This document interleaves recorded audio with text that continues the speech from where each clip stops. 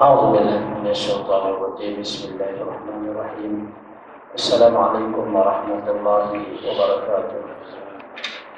Terdapat keberkatan marilah kita membaca dengan umur kitab Al-Fatihah. Bismillahirrahmanirrahim. Alhamdulillahirabbil alamin. Arrahmanir rahim. Maliki yaumiddin. Iyyaka na'budu wa iyyaka nasta'in. Ihdinas siratal mustaqim. صراط الذين أنعمت عليهم غير المغضوب عليهم ولا الضالين. الحمد لله رب العالمين والصلاة والسلام على أشرف المرسلين سيدنا محمد وعلى آله وصحبه أجمعين.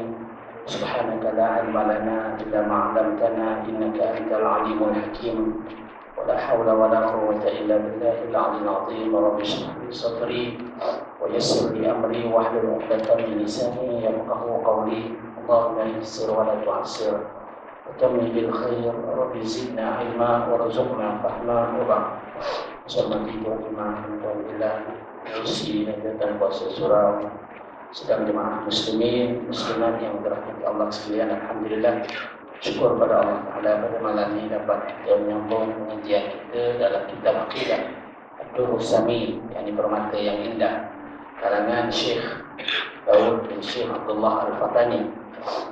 Dalam perbincangan ataupun pengajian kita pada bulan yang lepas, kita baca bab yang ke-10, perkara-perkara lain yang wajib kita i'tiqadkan. Yang pertama berkaitan dengan Isra' Mi'raj dan juga pelepasan Aisyah daripada tuduhan golongan munafik. Yang kedua berkenaan dengan ajal. Yang ketiga berkenaan dengan rezeki. Yang keempat berkenaan dengan dosa besar. Rasanya dosa besar pun dah dibincangkan. Pada malam ini kita baca bahagian yang seterusnya berkenaan dengan hakikat kufur ataupun perkara-perkara yang boleh menjadikan seseorang itu kufur, dan isu-isu yang berkaitan dengan kesesatan yang boleh berlaku apabila akidah seseorang itu tidak mengikut sebagaimana yang telah disebut atau dijelaskan di dalam dalil-dalil yang sahih. Dan wajib kita i'tiqadkan tiada sampai wali itu akan martabat atau darjat Nabi, dan tiada sampai hamba itu kepada martabat sekira-kira gugur daripadanya suruh dan tegak. Dan orang yang berpaling dari zahir nususul haq, nas yang benar, cenderung daripada yang betul kepada yang batil, dan yang menghubungkan kepada kufur. Dan orang yang menolakkan nas itu kufur, dan yang menghalalkan maksiat itu kufur, dan menghina dengan dia kufur, dan mencela-cela syariat itu kufur, dan putus asa dari rahmat Allah Ta'ala itu kufur, dan amarah daripada makar ataupun tipu daya Allah itu kufur, dan membenarkan orang kahin atau tukang tilik, barang yang dikhabarkan daripada yang gaib-gaib itu kufur. Dalam ni kita nak bincang perkara yang berkaitan yang boleh menyebabkan kekufuran seseorang. Walaupun istilah kufur di sini ada dua makna. Satu dengan makna kufur terkeluar daripada akidah, dan yang kedua kufur dengan makna melakukan dosa besar. Jadi dua-dua tu kufur lah, ya. Cuma yang satu tu kufur terkeluar daripada akidah dengan maksud, ya, kalau orang tu mati maknanya masuk neraka, ya. Tapi kufur yang kedua ataupun dalam istilah akidah kadang-kadang dipanggil kufrun duna kufrin, kufur yang tidak menyebabkan terkeluar daripada agama dengan maksud maksiat yang dilakukan kerana melanggar perintah Allah. Sekarang dalam kitab kita ini nak menjelaskan dasar-dasar yang telah dipersetujui oleh ahli sunnah dan perkara-perkara yang bercanggah dengan ahli sunnah berkenaan dengan kepercayaan-kepercayaan yang tertentu. Dalam ni sebenarnya ada lebih 10 perkara dia cerita. Dan semua perkara ini sabit dengan dalil, atau dengan bahasa mudah pengarang ni dia ambil kaji daripada dalil-dalil yang banyak, dihimpunkan sampai jadi satu teks. Ini satu cara ulama-ulama dulu dia belajar akidah. Kalau macam dalam pendekatan sekarang belajar akidah, dia kemukakan hadis, kemukakan ayat Quran, syarah ayat. Ulama-ulama dulu, cara pendekatan dulu, dia kaji hadis, kaji Quran, dia buat satu kesimpulan. Ya, itu tak, mana-mana cara masing-masing ada kelebihan masing-masing.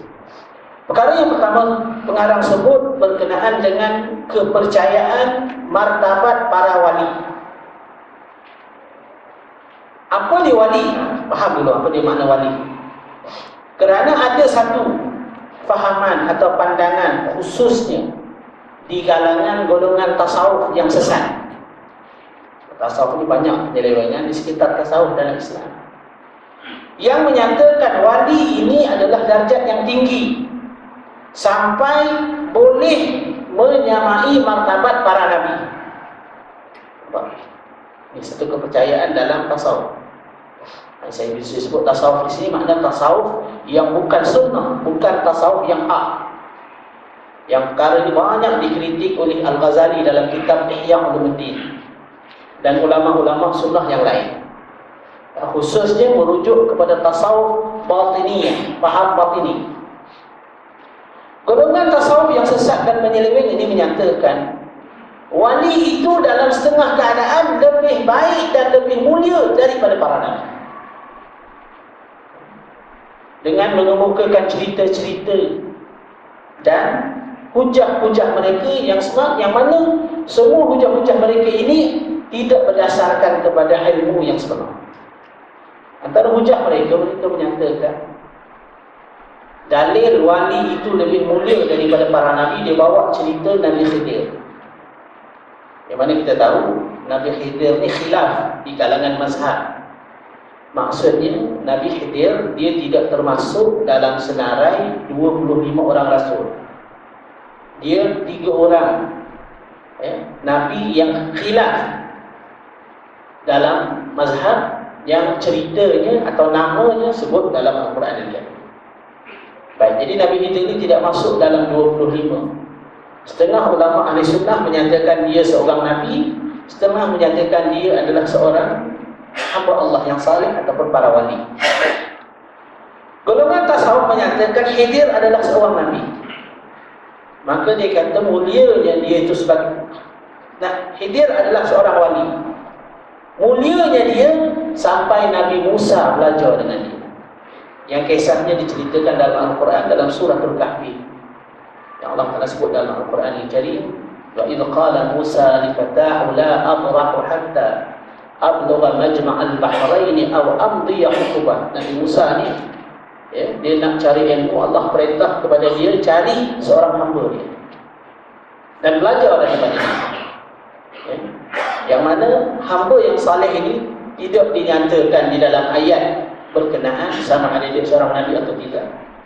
Cuma Al-Quran merangkamkan hamba yang saleh ini, nama pun tak sebut. Fawajada 'abdan min ibadina atainahu rahmatan min indina wa 'allamnahu min ladunna ilma.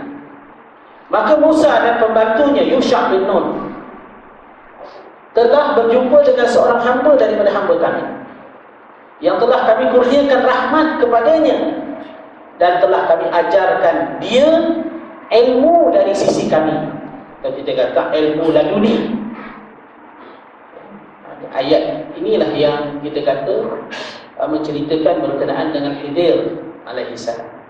Jadi golongan tasawuf yang menyeleweng ni dia kata tengok hebatnya wali sampai Nabi Musa sendiri belajar dengan wali.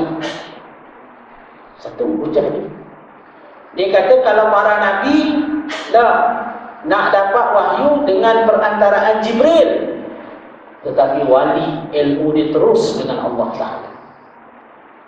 Inilah pendapat-pendapat yang tidak ada asasnya dan ditolak oleh ulama-ulama ahli sunnah. Sampai ulama ahli sunnah sebagaimana yang disebut di dalam kitab Jauharatul Tauhid, disebut dalam akidah Tahawiyah yang menyatakan bahawa semulia-mulia kejadian atau makhluk-makhluk Allah ialah para nabi. Maknanya darjat para wali walau macam mana pun hebat, dia tidak akan sampai kepada darjat para nabi. Itu pegangan dan pendirian ahli sunnah wal jamaah. Sebelum itu kita kena faham dulu apa makna wali. Dan sebab selepas ni akan ada perbincangan berkenaan dengan wali ini dengan lebih detail. Wali ini ada dua pengertian. Satu, wali dengan makna daripada isim fa'il, dengan makna fa'il, dengan maksud orang yang sangat melakukan. Satu lagi dengan maksud isim maf'ul, dengan maksud orang yang dipelihara atau dilindungi. Ini dua-dua maknanya betul. Dengan maksud yang pertama, maksud wali ini ialah alladhi tawala ta'atuhu min ghairi takhalluli maksiyah. Orang yang sentiasa tekun dalam melakukan ketaatan kepada Allah Ta'ala dengan tidak diselang-selangi dengan perlakuan maksiat. Itu satu pengertian. Satu lagi pengertian berdasarkan ayat Al-Quranul Karim, wallahu yatawallas salihin, dan dialah Allah yang memelihara dan melindungi orang-orang yang saleh. Digunakan perkataan yatawalla. Makna apa dia wali? Wali maknanya orang yang dilindungi dan dipelihara oleh Allah. Atau setengah ulama tafsir menyatakan yang dimaksudkan dengan wali ialah alladzi ahabbahullah wa nasarah. Orang yang Allah kasih kepada dia dan Allah beri pertolongan kepada dia. Ini takrif atau pengertian para ulama berkenaan dengan wali. Namun begitu harus kita faham, wali ini walaupun maksud di sini maksud dia ialah wali khusus. Wali ini umumnya ada dua. Satu, wali dengan makna am. Siapa dia wali dengan makna am? Berdasarkan apa yang ditegaskan dalam akidah. Kitab akidah kita, akidah Tahawiyah, disebut al-mu'minun kulluhum awliya'ur rahman. Orang-orang yang beriman semuanya adalah wali-wali Allah. Siapa wali? Orang beriman. Cuma maksud ta'rif ini makna dia wali am. Jadi kalau orang kata hormat sikit ke wali, mana kita ni wali dah, wali lah kita ni. Tapi dengan wali dengan makna am. Wali dengan makna khas ialah al-mu'minun al-muttaqun, orang beriman yang bertakwa dan tinggi darjat ketakwaannya kepada Allah. Inilah yang disebut di dalam Al-Quran Al-Karim, ala inna awliya Allah la khawfun alaihim wa lahum yahzanun alladhina amanu wa kanu yattaqun. Ketahuilah sesungguhnya wali-wali Allah Ta'ala itu tiada sedikit pun ketakutan pada diri mereka, dan tiadalah mereka itu berduka cita. Siapa? Iaitulah mereka yang beriman dan mereka yang bertakwa kepada Allah Ta'ala. Jadi maknanya wali yang maksud kita secara khusus ialah mereka yang tinggi darjat ketakwaannya kepada Allah Ta'ala. Jadi siapa dia wali? Jadi maknanya orang yang tinggi darjatnya ketakwaan kepada Allah, antaranya alim-alim ulama, ahli-ahli ibadat, para mujahidin. Ini semua para wali. Bukan macam orang yang kita faham. Kita faham wali jalan air, wali hujan tak basah, itu bukan wali. Jalan air itu lapa-lapa. Hujan tak basah tu waterproof man. Tak ada kena-mengena dengan wali. Tak, walaupun harus pada syarat berlaku karamah. Saya tak nak uras pasal karamah. Karamah nanti kita akan bincang bab selepas. Sebab itu bila orang tanya kepada Imam Syafi'i, siapa dia wali? Imam Syafi'i jawab senang saja. Al-ulama. Nak tahu wali siapa dia? Alim ulama itulah wali, kekasih Allah, orang yang dekat Allah. Sebab innama yakhshallaha min ibadihi al-ulama. Orang yang takut dengan Allah Ta'ala itu ulama. Sebab itu Imam Syafi'i menemplak orang yang menolak para ulama itu sebagai wali. Kata Imam Syafi'i dalam kata-kata yang masyhur, "Lau anna al-ulama laysa min awliya falaysa lillahi waliyyun." Kata Imam Syafi'i, kalaulah kita mengatakan alim ulama itu bukan wali, maka tiadalah bagi Allah Ta'ala itu seorang wali pun. Mana kita nak kenal wali siapa dia? Alim ulama. Siapa dia alim ulama? orang yang berilmu dan dengan ilmunya itu dia takut kepada Allah. Itu. Dah faham tak kita? Ya. Bukan berdasarkan dakwaan, bukan pada pakaian, dah, bukan pada kelulusan yang dia ada, gelaran-gelaran. Boleh jadi pada siapa sahaja yang menepati ciri iman dan takwa kepada Allah. Baik. Faham tadi kita pun. Sebab itu dalam ahli sunnah menyatakan setinggi mana darjat seseorang itu keimanan dan ketakwaan dia tidak boleh lebih daripada para nabi. Rajinlah kita ni ibadat, rajinlah kita sembahyang. Boleh lawan tak Nabi? Tak boleh lawan. Nah, walaupun mungkin kita baca Nabi sebagaimana yang diriwayatkan oleh Aisyah radhiyallahu an, Nabi biasanya bersembahyang pada waktu malam tidak lebih daripada 11 atau 12 rakaat. Nabi sembahyang waktu malam berapa rakaat? 11 atau 12 rakaat. Biasa. Kalau kita kata, tak banyak sangat Nabi sembahyang. Itu tarawih 20. Nah, nampak seolah-olah macam kita kata Allah sikit sangat ibadat. Inilah yang berlaku kisah 3 orang lelaki datang ke rumah Aisyah radhiyallahu anha untuk bertanyakan berkenaan dengan ibadat dan amalan-amalan Nabi. Maka bila masa dia datang ke rumah Rasulullah tak ada. Yang ada Aisyah. Maka 3 orang lelaki ini bertanya kepada Aisyah, wahai Aisyah, sifatkan bagaimana Nabi bersembahyang. Dia kata adalah Nabi bersembahyang di waktu malam. Yaqumul lail wa yanam. Dia sembahyang waktu malam, Nabi amalan dia sembahyang malam. Tetapi Nabi dia kata waktu malam dia tidur juga, walaupun dia sembahyang malam, tapi dia tidur. Maka lelaki itu dengan sinis menjawab, wa ana aqumul lail wa la ana. Aku sembahyang malam, tak tidur. Tunjuk samseng aja. Terror pada Nabi, Nabi tidur juga. Kemudian ada seorang yang kedua bertanya pula, bagaimana Nabi berpuasa? Maka kata Aisyah, Nabi ini orang yang berpuasa. Yasumu yawman wa yuftiru yawman. Nabi ini banyak berpuasa. Tetapi Nabi ada hari dia berpuasa, ada hari dia berbuka, yang ini tidak berpuasa. Bukanlah Nabi berpuasa panjang tahun. Tak. Maka lelaki yang kedua dengan sombong kata, wa ana asumud dahar. Aku sepanjang tahun puasa. Sombong ni. Buat ibadat konon-konon, aku terror pada Nabi lagi.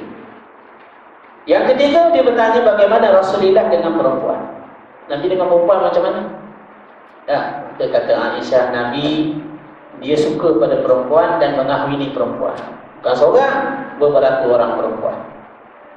Maka lelaki yang ketiga kata, aku beribadat kepada Allah, wala atazawwajun nisa. Aku tak kahwin, tak main perempuan-perempuan, aku ibadat. Tiga-tiga ni konon-konon nak kata tunjuk dia lebih pada Nabi. Tidak lama selepas tu Nabi berbalik, Nabi SAW berbalik, dan Aisyah radhiyallahu anha cerita pada Rasulullah, ya Rasulullah, ni ada 3 orang. Cerita hebat ibadat. Seorang semayang tak tidur, seorang puasa tak buka-buka, hari-hari puasa. Seorang lagi tak kahwin-kahwin sebab ibadat. Maka Nabi panggil 3 orang, mari sini. Kamu si fulan yang kata sembahyang tak tidur. Aku sembahyang dan aku tidur. Kamu si fulan yang puasa tak buka-buka. Aku berpuasa dan aku berbuka. Dan engkau yang ketiga, beribadat dengan tidak berkahwin. Ya? Dan aku, kata Rasulullah, berkahwin. Wallahi inni akhsyakum wa atqakum. Demi Allah, di kalangan hamba Allah Ta'ala, akulah orang yang paling takut kepada Allah dan paling takwa. Tetapi aku sembahyang dan aku tidur. Aku berpuasa dan aku berbuka. Wa ana atazawwajun nisa. Faman raghiba an sunnati falaysa minni. Walaupun aku sembahyang, walaupun aku puasa, aku mengahwini wanita.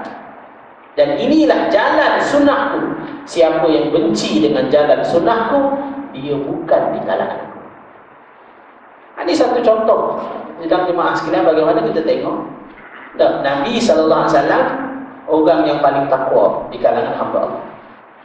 Jadi kalau kita kata kita baca kisah Ada waliullah semayang 200 rakaat. Ada satu riwayat Ali Zainal Abidin 1000 rakaat. Oh, tak 1000 rakaat. Adakah dia boleh lawan Rasulullah? Tak boleh. Tak boleh lawan. Sebab darjat para nabi lebih daripada darjat sekalian makhluk. Ya, bukan setakat kita, hatta para malaikat. Ya, Nabi sallallahu alaihi wasallam itu sendiri. Jadi maknanya dakwaan golongan tasawuf yang menyeleweng ini menyatakan darjat para wali boleh sampai kepada darjat para nabi atau melebihi adalah dakwaan yang sesat dan tidak ada asas dalam syarak. Tapi mungkin juga orang tanya, kalau macam tu kenapa Nabi tak semayang banyak-banyak? Nah, ahli-ahli ibadat sahabat pun semayang banyak. Kenapa Nabi 11 rakaat, 12 rakaat? Ini kita faham pula. Nabi SAW, kalau Nabi buat semayang satu malam 100 rakaat, amalan itu jadi sunnah. Jadi sunnah macam mana? Yang paling baik ikut Nabi ya. Paling baik ikut Nabi berapa rakaat? 100 rakaat. Boleh buat? Boleh buat. Jadi Nabi ni dia rahmatan lil alamin, beri rahmat sekalian alam. Maka dia buat modul ibadat yang paling ringan, paling sederhana. Berapa rakaat? 11 rakaat, 12 rakaat. Jadi kalau kita akhir zaman ni dapat buat macam Rasulullah, dah waktu malam sembahyang 12 rakaat atau 13 rakaat, dah cantik dah. Nak lebih pada tu, silalah. Silalah, bukan salah. Cuma Nabi telah letakkan modul yang terbaik, yang penting, walaupun sedikit tetapi istiqamah atau berterusan. Baik, itu perkara yang pertama. Dan dia kata, tiada sampai hamba itu kepada martabat sekira-kira gugur daripadanya suruh dan tegak. Hebat sekali mana pun manusia, kata pengarang, taklif kewajipan perintah syarak atau meninggalkan larangan syarak tidak akan gugur pada dia. Kerana ada juga kumpulan-kumpulan batiniyah yang sesat. Sekarang ada. Nah, dia menyatakan bahawa bila sampai kita martabat yang tertentu, martabat murni, terperi, insan terpuji, pada masa ini tak ada dah semayang macam orang awam. Ada dah. Jadi kita semayang ni, semayang 5 waktu dah. Ini martabat, kata-kata martabat orang awam. Jadi bila kita beramal, dia kata rajin berimaman, rajin zikir, rajin gini-gini, naik martabat. Akhir sekali naik martabat, kita tak semayang 5 waktu. Kita semayang apa? Semayang daim nama dia. Ya, kita ingat coklat daim ni ada. Rupanya ada semayang daim. Dia mengambil ayat dalam Al-Quran Al-Karim, alladzina hum ala salatihim daimun. Iaitulah mereka yang sembahyang mereka itu sentiasa daim, yakni berterus-terusan. Dia kata kalau kita sentiasa sembahyang, dah macam mana kita nak buat? Jadi dia tafsir salat daim tu ialah dengan sembahyang niat. Jadi dia kata dia sembahyang ni, dia tengah sembahyang ni, kerana kita kena sentiasa sembahyang. Jadi bila orang tanya, habis tu macam mana kita nak pergi sembahyang 5 waktu, sembahyang maghrib kena? Kamu kena sembahyang maghrib lagi, sebab martabat rendah. Ini jadi ajaran sesat ni kalau kita baca kes ajaran sesat ni kembali pada. Sebab berdasarkan apa yang ditulis oleh Imam Al-Ghazali, ditulis oleh Ibnul Jauzi dalam kitab Talbis Iblis, disebut orang-orang yang beribadat ni, yang kuat zikirnya dengan Allah, ada tiba masanya dia akan didampingi oleh syaitan. Sebagaimana yang telah dicatatkan oleh Abdul Qadir Jailani, disebut Abdul Qadir Jailani ahli ibadat. Pernah satu hari ada satu suara dari langit memanggil dia. Ya Abdul Qadir. Abdul Qadir kata, siapa kau? Aku Tuhan kamu. Suara itu cakap. Maka engkau wahai Abdul Qadir sekarang telah menjadi hamba-Ku dan kekasih-Ku. Maka mulai hari ini aku gugurkan taklif kau, tak payah semayang dah. Maka Abdul Qadir Jalani kata, wahai iblis, keluar kau dari sini. Maka suara tu terkejut. Dia kata, macam mana kau tahu aku iblis? Nah, kata Abdul Qadir Jalani, dan bagaimana mungkin taklif kewajiban syarak ni boleh gugur pada seorang hamba, sedangkan kekasih Rasulullah sallallahu alaihi wasallam tetap melaksanakan perintah Allah Taala sampai akhir hayat. Maka kata suara itu, iblis pula berkata, beruntunglah engkau wahai Abdul Qadir Jailani, sesungguhnya aku telah menyesatkan lebih 1000 orang ahli ibadat dengan cara ini. Kalau kena jaya kita ni, kalau ibadat tak ada ilmu, dah akhir-akhir dalam mimpi jumpa syekh. Rasa bang besar, warna siapa tuan? Aku Rasulullah. Percayalah. Dia kata, kamu adalah kekasih aku, rajin ibadat. Jadi mulai hari ini, kerana rajin sangat kau ibadat, Tuhan wahyu, semayang 4 waktu je. Nah, contoh, mana benda-benda ni boleh berlaku apabila seseorang itu tidak ada ilmu. Jadi dia nak sebut kepada kita bab perintah syarak, suruh dan tegak, dan tidak akan gugur sampai kita mati. Kerana berapa banyak ajaran sesat yang menggugurkan taklif syarak. Ada satu kumpulan ajaran sesat di bawah penjara. Satu kumpulan ajaran sesat di Pulau Pinang. Dia buat satu penjara nak menggugurkan taklif sembahyang. Dah lama kita ikut Tok Syekh ni. Nah, jadi menggugurkan taklif sembahyang, cuma pelik cara dia tu. Gugur taklif sembahyang kena bayar denda. Jadi kira macam, nak kata sama bukan sama, kira tebusan lah. Kita tebus. Dia letaklah harga. Satu waktu 10,000, dapat cari 50,000, bebaslah kita sembahyang. Ramai tak yang ikut? Ramai. Kes-kes ajaran sesat yang berlaku, yang menggugurkan taklif syarak. Jadi pengarang sebut pada kita, nak bagi kita faham tinggi macam mana martabat kita, baik macam mana sekalipun kita, kekasih Allah ke kita ni, suruh dan tegak tidak akan gugur macam Rasulullah sallallahu alaihi wasallam. Nabi sendiri walaupun kekasih Allah, walaupun uzur, dan kita baca riwayat Nabi sallallahu alaihi wasallam sembahyang dalam keadaan sakit, sembahyang dalam keadaan duduk. Nah, maknanya kalau lebih aula gugur taklif ni Rasulullah. Tapi tidak berlaku. Nak menunjukkan kepada kita perkara-perkara yang berkaitan dengan gugurnya perintah taklif ni adalah perkara yang menyeleweng. Dan orang yang berpaling daripada zahir nusus al-haq, nusus ataupun dalil nas yang benar, cenderung daripada yang betul kepada kafir dan menghubungkan kepada kufur, dan orang yang menolak nas itu kufur. Satu lagi penyelewengan yang berlaku dalam akidah, apabila mazhab-mazhab yang menyeleweng ini berpaling daripada zahir nas. Kita faham, setiap dalil itu hendaklah difahami secara zahir, kecuali dalam kes-kes yang tertentu yang menuntut kita memahaminya bukan dengan makna zahir.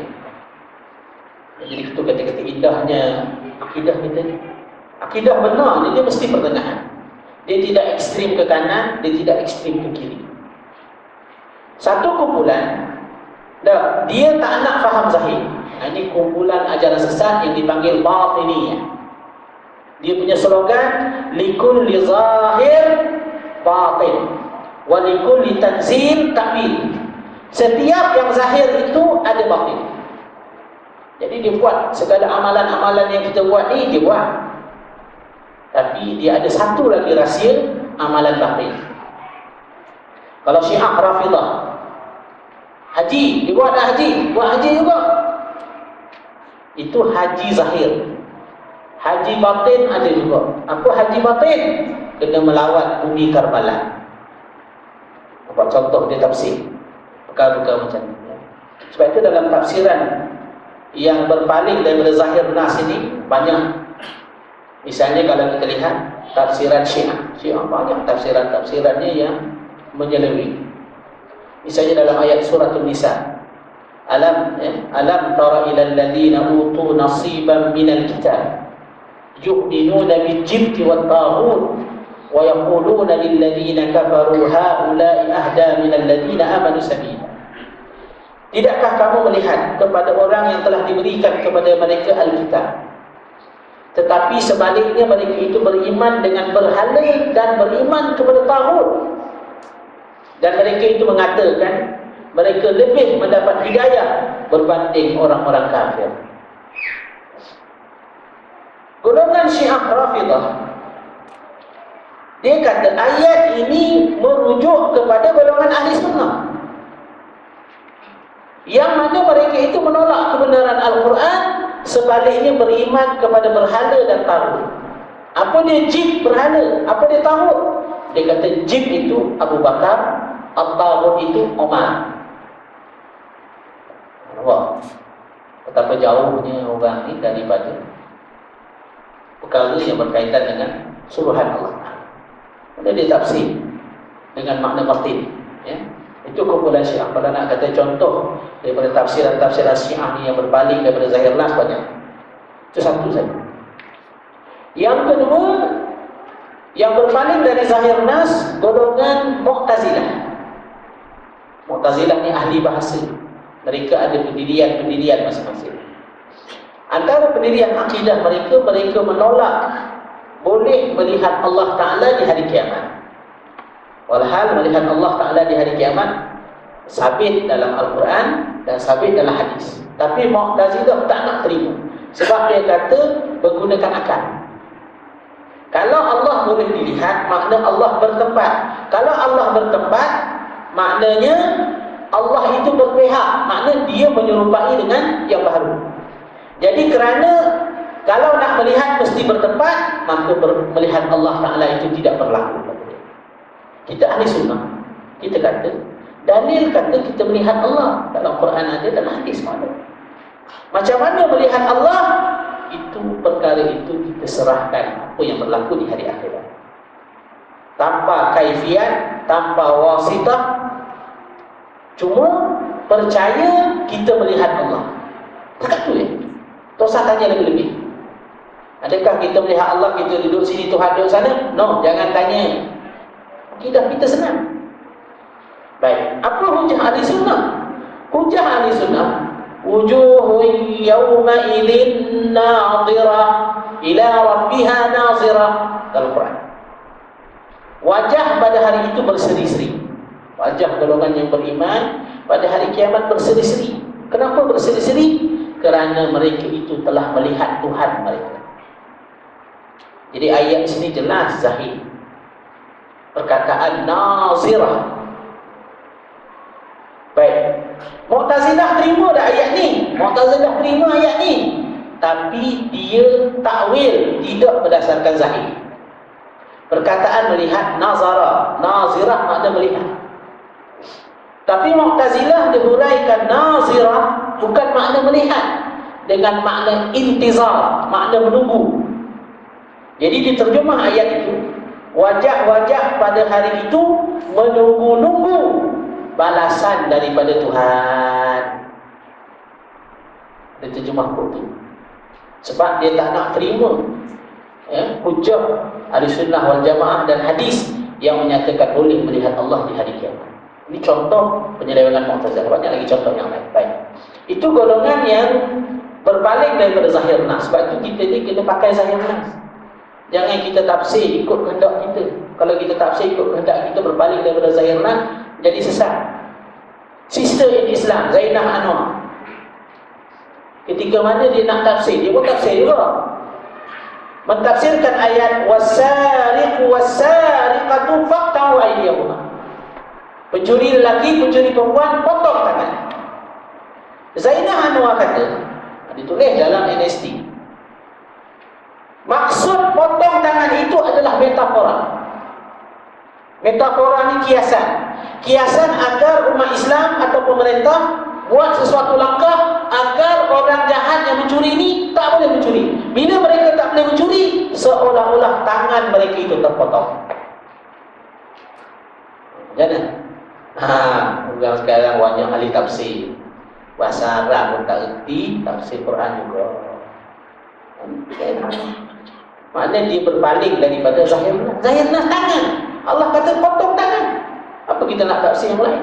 Tak ada ulama-ulama yang tafsir lain daripada makna itu kecuali dia. Ya, macam saya sebut dalam bulan lepas, Kasim Ahmad dalam perbincangan kita berkenaan dengan Isra' Mi'raj dari Masjidil Haram ke Masjidil Aqsa. Kasim Ahmad kata Masjidil Aqsa bukan Masjidil Aqsa di Palestin. Dia kata masjid ni, al-masjid makna tempat sujud, Aqsa makna masjid yang paling jauh. Makna apa? Langit ketujuh. Masjidil Aqsa terletak di langit ketujuh. Ada ulama tafsir itu? Dia guna bukan zahir nas. Padahal zahir nas Masjidil Aqsa, Masjidil Aqsa ada lagi. Ada. Jadi maknanya perlu kita faham dengan makna yang dikehendaki oleh syarak. Sebab itu kita umumnya dalam kaedah memahami dalil, kita berpegang dengan zahir. Kecuali ada dalil-dalil yang lain daripada itu. Tapi kalau kita pegang zahir itu sahaja, tanpa memahami huraian, boleh jadi sesat juga. Kerana ada satu mazhab, nama mazhab Az-Zahiri. Mazhab Zahiri ini dia tidak menerima kiasan dalam Quran. Dia kata Quran ni tak ada kias-kias.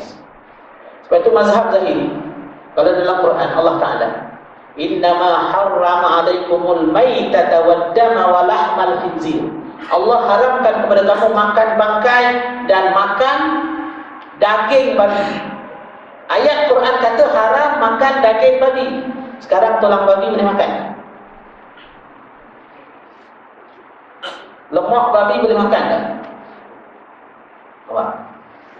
Jadi golongan Zahiri ni dia mentakwil secara zahir. Faham zahir semata-mata. Walhal kita faham di sudut bahasa. Sebab apa Quran takkan Quran nak cerita diharamkan kamu makan daging babi, lemak babi. Kan kata gitu. Sebab biasanya kita makan daging. Jadi ulama kita guna kias aula. Sedangkan daging tidak boleh makan, apatah lagi tulangnya, apatah lagi benda-benda lain. Kias. Macam kita dalam Quran Allah Ta'ala kata antara perkara yang dilarang oleh syarak, wala taqul lahuma uff. Janganlah kau kata kepada dua ibu bapa kamu Mana kalau bapa kita suruh, nah kita kata sudah dianggap derhaka pada mak bapa. Tapi kalau kita sepak mak bapa, derhaka tak? Quran kata tak boleh kata je. Bagaimana ulama kias? Ulama kata sedangkan berkata sudah dianggap derhaka, apatah lagi kita menjawab, apatah lagi kita maki, apatah lagi kita hempuk dengan televisyen baru ni mati ayam. Maka perbuatan-perbuatan ini adalah min babil aula. Sebab ada mazhab Zahiri macam tu. Mazhab Zahiri ni tak nak terima kias. Macam Daud Zahiri. Daud Zahiri dalam fatwa dia mengharuskan bersembahyang di waktu malam dalam keadaan telanjang. Sah sembahyang. Orang tanya dia macam mana dalil sembahyang dalam malam boleh telanjang? Dia kata boleh, syarat untuk lampu tak ada api semua. Sebab Allah Ta'ala sebut dalam Quran, wa ja'alnal laila libasa. Kami jadikan malam itu sebagai pakaian. Jadi malam dah pakaian, nak pakai baju apa lagi? Sembahyang ya. Ini bukan main-main, sebut dalam tafsir. Boleh rujuk dalam kitab Imam Suyuti Al-Iqlim Istinbat Tanzil. Ini bukan mazhab sesat ni. Ini satu mazhab Zahiri pendekatan yang pelik. Mazhab ni tak wujud dah. Cuma ini contoh. Maksudnya dalam hukum syarak kita tak ada berpegang dengan zahir nas. Zaman sekarang di sidang jemaah sekalian terlalu banyak tafsiran-tafsiran Quran yang moden. Khususnya daripada golongan liberal. Pada negara kita mungkin belum begitu popular sangat. Sebab kalau di negara kita ustaz liberal tak ada. Tak nampaklah. Tapi di Indonesia sudah ada ustaz-ustaz liberal. Sampai ada PhD sekalipun yang mentafsirkan macam-macam tafsiran liberal. Saya ambil contoh tafsiran Dr. Ulil Absar.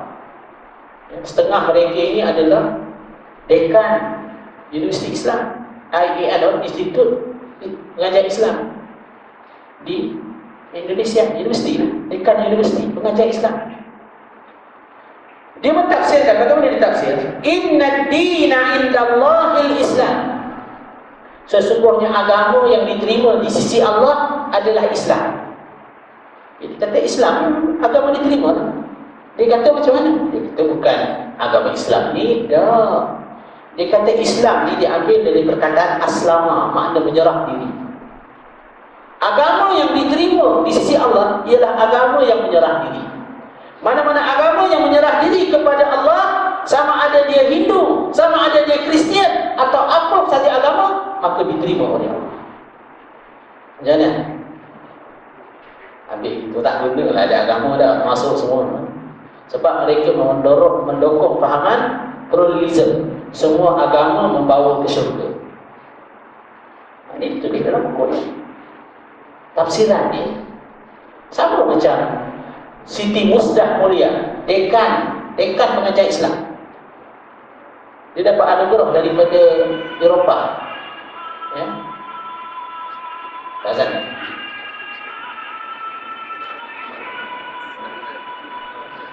Allah. Tunggu sekejap.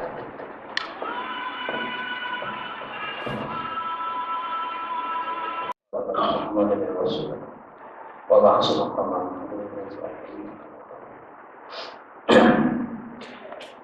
Sebagai contoh antara penyelewengan dalam tafsir yang ada di kalangan golongan liberal ni, kalau di Indonesia itu di kalangan para ustazah, sampai begitu sekali pemikiran. Siti Musdah Mulia dia kata kahwin sama lelaki dengan lelaki atau perempuan dengan perempuan tidak ada larangan dalam Quran. Tak ada larangan.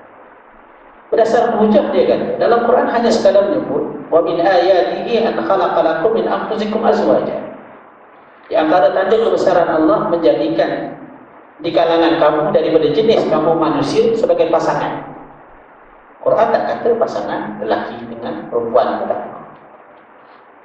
Begitu juga dalam ayat-ayat yang lain. Jadi dia kata berdasarkan umum ayat ini boleh saja, bisa aja. Dia kata lelaki dengan lelaki, atau lelaki dengan perempuan, atau perempuan dengan perempuan. Sebab itu dia menghalalkan homoseksual. Ini kita tengok bagaimana mudahnya golongan-golongan ini apabila mereka mentafsirkan guna pemikiran. Sampai di sana mereka buat satu tafsir hermeneutik. Makna bahasa mudah tafsir kritis. Quran itu hendaklah diterjemahkan, dipahami secara kritis. Macam mereka mentafsirkan ayat dan membaca ayat afala yanzuruna ila al-ibli kayfa khuliqat wa ila as-samai kayfa rufi'at wa ila al-jibali kayfa nusibat wa ila al-ardi kayfa sutihat. Dia kata ayat ini salah. Mana ini?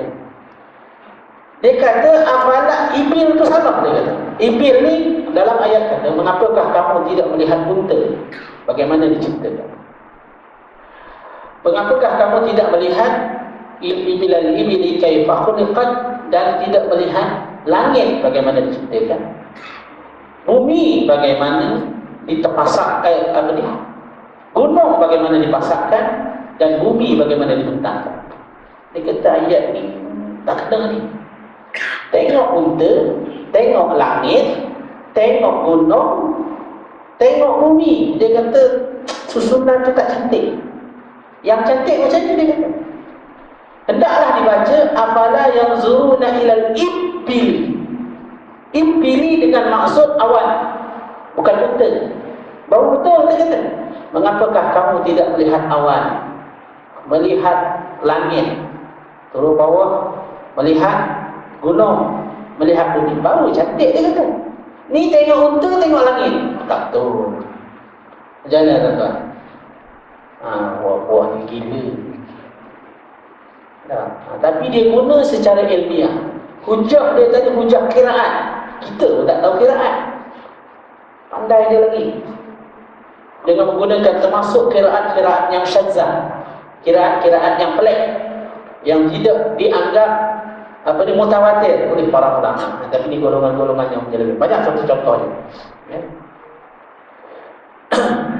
Cenderung dan menghubungkan kepada kufur. Orang yang menolakkan nas itu kufur. Jadi mana kalau dalil yang sarih dalam Quran jelas ditolak, maka kafir. Ya. Dengan syarat nas itu sabit secara qat'i, dalalah dia qat'i. Faham dalalah? Kalau dalalah dia zanni, tak ada masalah. Ni dalalah dia mesti qat'i. Ya. Mana petunjuk daripada nas itu mesti qat'i. Menghalalkan maksiat kufur, menghina dan mencela syariat itu kufur. Juga kalau hukum-hukum syarak ni, undang-undang Allah kalau dihina, maka perbuatan ini kafir. Begitu juga putus asa dari rahmat Allah dan amarah daripada makar Allah. Amarah ni maknanya orang yang tidak reda, orang yang marah terhadap makar Allah. Makar ni kalau kita terjemah harfi, makna tipu daya Allah. Maksud tipu daya Allah macam mana? Allah Ta'ala ni kerana rahmat dan kasih sayang Allah, orang jahat makin jahat, kadang-kadang Allah Ta'ala bagi dia makin senang. Sebagai satu bentuk istidraj, sebagai satu bentuk makar. Makar mana apa? Tipu daya Allah, supaya dia bertambah sesat, supaya dia perasan bahawa dia berada di atas jalan yang betul. Pada kita orang yang beriman, Allah Ta'ala beri benda baik, kita syukur. Allah Ta'ala beri benda yang tidak kita sukai, kita sabar. Itu orang yang beriman. Orang yang membenarkan kahir, tukang telik daripada perkara ghaib adalah kufur. Ini satu lagi penyakit. Ini bukan terlibat dalam ajaran sesat ni, di kalangan masyarakat kita. Satu perkara yang sama-sama kita kena faham. Prinsip dalam akidah, tidak ada siapa tahu benda ghaib. Benda ghaib ini adalah sifat ketuhanan, hanya Allah. Hatta Rasulullah sallallahu alaihi wasallam sendiri Allah perintah, "Qul la aqulu lakum indi khazainullah wa la a'lamul ghaib." Katakanlah kepada mereka, wahai Muhammad, aku tidak memiliki perbendaharaan di langit dan di bumi, juga aku tidak mengetahui perkara ghaib. Maknanya Nabi sendiri tidak tahu benda ghaib. Habis yang Nabi ada riwayat dengar orang dalam kubur. Ini dalam bentuk yang diizinkan oleh Allah. Maksudnya dalam keadaan bentuk Allah Ta'ala buka hijab pada Rasulullah, Nabi dengar orang dalam kubur. Nabi dapat tengok jin. Nabi tangkap jin, benda-benda ghaib. Melihat perkara-perkara yang ghaib dalam perkara yang diizinkan oleh Allah. Dengan maksudnya Nabi ni bukan 24 jam dia nampak benda ghaib tu. Ya, kerana mengetahui perkara ghaib ini milik Allah. Ini yang banyak pengarang sebut di pasal kahil, tukang tilik, bomong. Kita ni kalau zaman sekarang, kalau kita berubat dengan seorang untuk bomong, perubatan Islam atau tak Islam, mesti kita nak tahu maklumat. Betul tak? Ya pun kadang-kadang sikit-sikit pun ada juga berubat orang. Tapi soalan yang paling lemah sekali orang tanya, "Ustaz, ada berapa ekor Ustaz?" Itu apa? Sebab sudah ada di kalangan orang-orang yang merawat ni, dia scam. Oh, 3 ekor tadi, satu dekat sini, satu kat perut, satu kat kaki. Allahu Akbar. Dakwaan mengetahui perkara ghaib adalah dakwaan kufur. Saya ulang balik. Kalau ada orang buat rawatan Islam, dia kata dia boleh nampak, dia boleh tahu, percayalah orang itu bohong. Ustaz dia baca ayat Quran, Ustaz dia tu mengaji gini, bohong. Tu saya cakap banyak lah. Habis dia ada bisikan. Baik, kalau dia ada bisikan sekalipun, boleh dipastikankah yang dibisikkan itu datang daripada benda benar? Hatta kadang-kadang pengalaman kita dalam merawat orang, kadang-kadang kita mimpi orang tu nak tahu sangat siapa yang buat saya ni Ustaz. Kita tak tahu. Tapi takdir Allah Ta'ala, malam-malam kita mimpi. Malam kita mimpi Tuhan tunjuk muka orang yang buat. Kita nampak. Sekarang saya tanya, boleh tak saya percaya? Boleh tak saya percaya dalam mimpi? Tak boleh juga. Sebab tidak ada mimpi yang boleh dijamin kebenaran dia selain mimpi para nabi. Jadi kalau dengar bisikan pun tak boleh percaya, dengar mimpi pun tak boleh percaya. Tapi kalau kita baca ayat, dia berbunyi, Oh, tolong. Kita tanya, siapa tuan kau ni? Kau orang lain tu, Tok Haji belakang tu. Boleh percaya? Kalau kita percaya pada syaitan. Tak boleh percaya kau. Innama yuridu syaitanu ayyuqi'a bainakumul adawata wal baghdha. Syaitan ni kerjanya tak ada lain, nak suruh kita bermusuh. Sebab tu kalau ada jenis tok bohong, dia cakap percaya, kamu cakap dah, aku musuh dengan dia dulu. Akhirnya kita percaya, sukalah dia. Sebab itu prinsip kita kena pegang. Tak ada orang tahu benda lain. Kalau dia tahu benda lain, penipu. Tak kira lah dia kata ustaz, tak kira lah dia al-hafiz. Kerana prinsip dalam agama, la ya'lamul ghaib illallah. Tak ada siapa tahu benda ghaib kecuali Allah. Namun dia tidaklah menafikan. Dalam sesetengah keadaan, kadang-kadang Allah Ta'ala buka hijab. Ada orang perempuan yang kadang-kadang ada kalanya nampak. Tapi bukan nampak selama panjang masa, hanya dalam keadaan-keadaan yang tertentu. Harus pada syarat. Tapi kalau dia nampak benda tu macam dia nampak kita, ada mau dia mesej kutip kat satu masuk dalam botol, bohong. Kerana bercanggah dengan zahir ini. Sebab itu dahlah dia melakukan perkara kufur, kita percaya pula, faqad kafara bima unzila ala Muhammad. Dia telah kufur dengan apa yang telah diturunkan kepada Nabi Muhammad sallallahu alaihi wasallam. Baik, itu kan. Buka satu lagi. Jadi ini lambat nak ambil itu. Bawa satu bahagian. Yang kedua, sikit lagi ya. Dan wajib kita i'tiqadkan pula doa orang yang hidup, yakni orang muslimi, memberi manfaat kepada yang hidup dan kepada yang mati. Dan Allah Subhanahu wa taala yang memperkenankan segala minta orang yang muttar. Muttar ni orang yang terdesak, orang yang kesepitan, orang yang keluh kesah. Yang keluh kesah dan dia menunaikan segala hajat. Apa berkaitan dengan akidah di sini? Ada 2-3 perkara-perkara yang berkaitan dengan akidah. Yang pertama, wajib kita i'tiqad ada perhubungan di antara orang yang hidup dengan orang yang mati. Dengan maksud amalan orang-orang yang hidup ni memberi manfaat, khususnya doa kepada orang yang mati. Ada manfaat. Ini pendirian ahli sunnah. Sebut dalam kitab-kitab ahli sunnah, wa fi du'a'il ahya wa sadaqatihim manfa'atun bil amwal. Dan sesungguhnya pada doa terhadap doa orang-orang yang hidup dan sedekah orang yang hidup memberi manfaat kepada mayat yang mati, orang yang dalam kubur. Apa dalilnya? Banyak dalil yang telah dibuat oleh ulama-ulama ahli sunnah. Yang pertama, hadis Nabi. Ketika mana Nabi menguburkan jenazah, Nabi sebut, istaghfiru li akhikum was'alul mustasbih fa innahu al-an yus'al.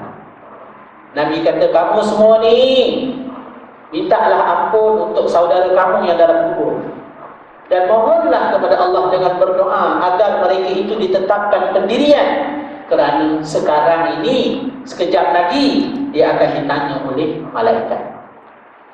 Maknanya bila Nabi suruh kita minta ampun, sia-sia ke? Ada manfaat. Begitu juga kita lihat disunatkan atau dituntut pada syarak bila kita pergi ziarah kubur, antara adabnya memberi salam kepada ahli kubur. Assalamualaikum ya ahlad diyari minal mu'minin. Maknanya kalaulah memberi salam itu tidak memberi manfaat, nescaya Nabi kata tak payah bagi salam, tak guna pun. Tapi Nabi ajar. Yang ketiga, dalil daripada Quran. Bukankah Allah mengajar kepada kita supaya minta keampunan dari Allah atas dosa kita dan dosa saudara-saudara kita yang beriman. Walladzina ja'u min ba'dihim yaqulun rabbana ighfir lana dzunubana wa li ikhwanina alladzina sabaquna bil iman wa la taj'al fi qulubina ghillan lil ladzina amanu rabbana innaka ra'ufur rahim. Dalam surah Al-Hasyr Allah Ta'ala sebut di antara sifat orang yang beriman adalah mereka yang berkata, wahai Tuhan kami, ampunkanlah dosa kami dan dosa saudara-saudara kami yang lebih dahulu beriman daripada kami. Maknanya Allah mengajar kita minta ampun untuk kita dan untuk saudara-saudara kita. Juga dalam hadis juga Nabi mengajar kepada kita di antara perkara yang menjadi rukun dalam khutbah Jumaat ialah mohon keampunan. Mohon keampunan dengan makna am. Sebab tu kalau khutbah Jumaat mohon keampunan dengan makna khusus, tidak sah khutbah Jumaat. Contoh, ya Allah berikanlah keampunan kepada orang Islam yang masih hidup, yang mati tak payah. Contoh. Nah, tak sah khutbah Jumaat. Kerana syarat mohon keampunan mestilah bersifat umum. Allahumma ighfir lil muslimin wal muslimat wal mu'minin wal mu'minat al ahya' minhum wal amwat. Jadi makna semua dalil-dalil itu menunjukkan kepada kita memberi manfaat. Kerana ada pandangan kumpulan yang lain daripada ahli sunnah, dia kata tak payahlah kerana tak beri manfaat. Ada? Ini menggunakan dalil-dalil, setengah dalil yang mereka gunakan itu adalah dalil-dalil daripada mazhab yang ditentang oleh Islam. Antaranya mereka menggunakan wa anna laysa lil insani illa ma sa'a. Sesungguhnya tiadalah bagi manusia itu pahala kecuali apa yang telah dia usahakan. Sama juga kita lihat hadis yang kita gunakan memberi manfaat. Apabila Nabi lalu di atas dua kubur, maka Nabi ambil pelepah tangan, Nabi letak belah dua, Nabi letak di satu kubur ni dan kubur yang satu lagi. Maka Nabi kata, mudah-mudahan pelepah ini akan dapat meringankan azab orang yang dalam kubur ini selagi mana dia belum kering. Maka ulama-ulama ambil istighfar. Sedangkan pelepah kurma memberi manfaat, apatah lagi kalau manusia. Tapi ada juga kumpulan yang tak setuju kita baca Quran. Dia kata kalau betul beri manfaat, Nabi tak letak pelepah tamar lah. Nabi baca Quran. Lagi satu dia kata, kalau otak dia orang, dia nak menolak benda macam ni. Dia kata macam mana? Dia kata pelepah kurma itu memberi manfaat kerana berkat tangan Nabi. Berkatnya tangan Nabi, maka letak ada manfaat. Ini dia kata khususiat, makna perkara khusus berlaku pada Nabi. Jadi kalau kita letak pelepah kurma ke daun pisang ke apa, tak beri manfaat kerana perkara itu khusus. Itu pula. Jadi kalau pada kita, kalau benda itu khusus pada Nabi, tak payah cerita ya. Nabi tak tunjuk pada para sahabat, betul tak? Jadi maknanya perkara itu hanya sekadar dakwah. Macam juga mereka kata. Dia kata macam mana nak memberi manfaat? Bukankah hadis kata bila mati terputus amalan kecuali 3 perkara. Sedekah jariah, ilmu, manfaat anak yang saleh. Apa jawab para ulama? Terputus amalan dia, tetapi tidak memutuskan amalan orang kepada dia. Bahkan dalam hadis bukan 3, dalam hadis yang lain Nabi sebut 10 kali. Sebab itu kadang-kadang kita dalam bab macam ni sedang termasukkan ni, kadang-kadang dia berkait dalam bab tahlil. Tahlil itu bukan sampai. Memanglah ulama kata tidak wajib sampai. Cuma nak cerita kata ada manfaat. Itu dalam mazhab dia kata bukan sekadar doa, apa-apa sahaja yang boleh. Yang tak boleh ibadat yang bersifat khusus secara niat, itu tak boleh. Kecuali yang sabit. Kita nak semayang, kita semayang sedekah pada arwah ayah, boleh tak? Boleh. Semayang siapa? Semayang kita lah. Kita semayang. Atau kita kata kita rasa kita semayang kita mungkin tak berapa bagus, kita nak suruh orang saleh, Pak Haji tolong buat semayang ajar, minta sedekah pahala untuk arwah ayah saya. Boleh tak? Boleh lah, harus pada syarat Allah nak terima. Itu orang dulu panggil semayang hadiah. Maknanya menyedekahkan pahala semayang. Bila kita semayang ada pahala, maka bila dapat pahala kita niat, ya Allah mudah-mudahan pahala semayang aku ni bagi pada arwah ayah. Harus pada syarat. Yang tak boleh benda yang perlu niat. Sebab itu korban tak boleh. Kita korban letak nama arwah ayah, tak boleh. Sebab korban ni ibadat yang memerlukan kepada niat. Kecuali arwah ayah kita dulu dah pesan dah, sebelum mati ayah ni tiap-tiap tahun ingat sampai 50 tahun, tiap-tiap tahun tanpa mis korban untuk arwah ayah. Wajib tak buat? Tak wajib lagi. Tengoklah ayah tinggal duit tak tinggal duit. Ayah tinggal duit rumput tu tinggal 200,000. Ni 200,000 tu jangan kacau tu. Tu apa ayah nazar tiap-tiap korban habiskan duit tu. Nah, itu jadi amanah pula. Sahlah korbannya kerana ayah sudah berniat. Jadi kalau tidak niat tak boleh. Jadi kalau tak, kita niat, kita yang masuk korban, kemudian kita niat pahalanya sedekah kepada orang yang sudah mati. Ini contoh-contoh. Wallahu. Saya rasa cukup sekadar perbincangan kita. Ya. InsyaAllah dalam kesempatan yang lain kita bincangkan lagi perkara yang berkaitan dengan perkara yang berkaitan dengan pegangan akidah Ahlussunnah yang membezakannya dengan kumpulan-kumpulan dan pandangan-pandangan yang sesat. Wallahu a'lam. Subhanakallah wa bihamdika asyhadu an la ilaha illa anta astaghfiruka wa atubu ilaik. Bismillahirrahmanirrahim. Assalamualaikum warahmatullahi ila allazina amanu wa 'amilus salihati wa tawassaw bil haqqi wa tawassaw bis sabr. اللهم افتح بيننا وبين قومنا بالحق وانت خير الفاتحين. اللهم انفعنا بما علمتنا وعلمنا ما ينفعنا وزدنا علما وارزقنا فهما وفقهنا فيما علمنا تأويل واجعلنا من عبادك الصالحين ومن العلماء العاملين والحمد لله رب العالمين. السلام عليكم.